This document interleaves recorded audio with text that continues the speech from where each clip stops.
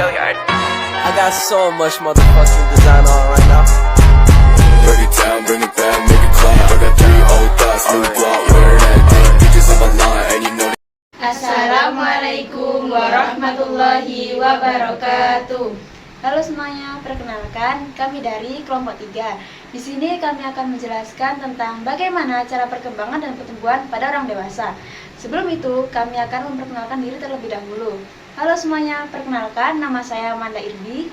Nama saya Balkis. Nama saya Anissa Nazwa Karlina. Nama saya Alifa Febia Farafisa. Dan saya Dwi Novita. Definisi pertumbuhan dan perkembangan. Perkembangan dapat diartikan sebagai perubahan yang bersifat tetap dan tidak dapat diputar kembali. Beberapa psikolog membedakan arti kata pertumbuhan dan perkembangan. Pertumbuhan dapat diartikan sebagai bertambah besarnya ukuran badan dan fungsi fisik yang murni. Sedangkan perkembangan lebih dapat mencerminkan sifat yang khas mengenai gejala psikologis yang muncul. Perkembangan juga dapat dipandang secara menyeluruh yang mencakup 3 aspek, yaitu perkembangan fisik seperti perubahan tinggi dan berat. Yang kedua, perkembangan kognitif seperti perubahan pada proses berpikir, daya ingat, dan bahasa. Yang ketiga, perkembangan kepribadian dan sosial seperti perubahan pada konsep diri, konsep gender, dan hubungan interpersonal. Definisi pertumbuhan dan perkembangan pada tahap dewasa. 1. Dewasa awal, yaitu membantu klien dalam menerima perubahan peran, misalnya sebagai istri, suami, ibu, atau ayah, sebagai konselor dalam menjaga kesehatan keluarga, sebagai konselor dalam merawat anak-anak sesuai tahap pertumbuhan dan perkembangan, motivasi klien untuk tetap mempertahankan keintiman dengan pasangan, sebagai konselor dalam pencegahan penyakit menular seksual dengan tidak melakukan hubungan seksual selain dengan pasangan yang sah. 2. Dewasa madya, sebagai konselor supaya klien tetap mempertahankan keistimewaan dengan pasangan, sebagai konselor supaya klien mau memperluas jaringan keluarga dari keluarga inti menjadi keluarga besar, sebagai konselor supaya klien membantu anaknya untuk mandiri sebagai keluarga baru masyarakat, sebagai konselor supaya klien menata kembali peran orang tua dan kegiatan rumah, sebagai penduduk agar mempertahankan kesehatan dirinya dan pasangan, sebagai konselor agar mempertahankan kesehatan yang serasi dan memuaskan dengan anak-anak dan sebaya, sebagai konselor tentang cara untuk menghadapi menopause, sebagai konselor supaya klien semakin meningkat keakraban dengan pasangan. Tahap perkembangan dewasa madya secara keseluruhan, kondisi kejiwaan atau psikisnya semakin stabil, tetapi kondisi fisiknya semakin menurun dengan pertambahannya usia. 1. Penyesuaian terhadap perubahan kondisi fisik. Perubahan kondisi secara fisik ini berupa pendataan dan penyesuaian dengan berbagai perubahan fisik. 2. Penyesuaian terhadap perubahan kondisi psikis. Usia dewasa madya atau yang populer dengan istilah setengah baya. Dari sudut posisi usia terhadap perubahan fisik, apabila perubahan psikologis yang dialami diantaranya inteligensi atau kognitif.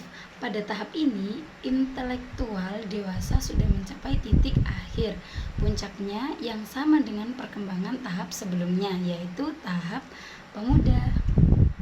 Moral pada masa ini, aspek perkembangan moral dan keagamaan tumbuh dengan pesat.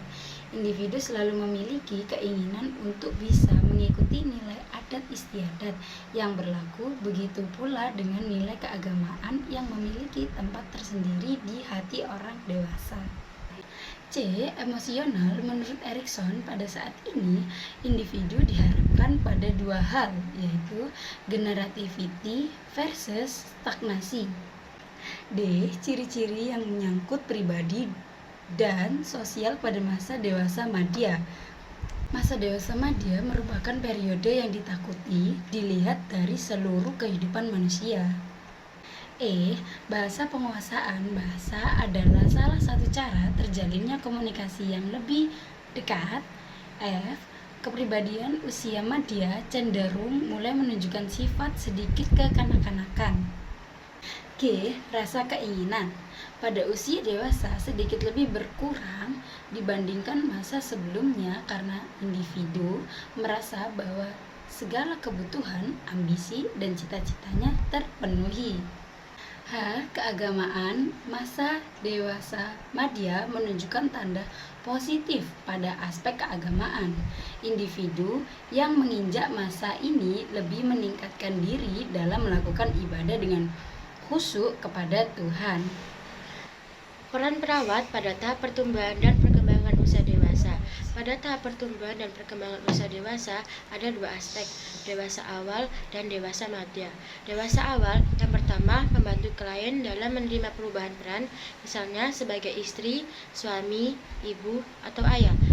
Yang kedua sebagai konselor dalam menjaga kesehatan keluarga. Yang ketiga sebagai konselor dalam merawat anak-anak sesuai tahap pertumbuhan dan perkembangan. Yang keempat, memotivasi klien untuk tetap mempertahankan keintiman dengan pasangan. Yang kelima, sebagai konselor dalam mencegah penyakit menular seksual dengan tidak melakukan hubungan seksual dengan pasangan yang sah. Dewasa madya yang pertama, sebagai konselor supaya klien tetap mempertahankan keintiman dengan pasangan. Yang kedua, sebagai konselor supaya klien mau memperluas jaringan keluarga dari keluarga inti menjadi keluarga besar.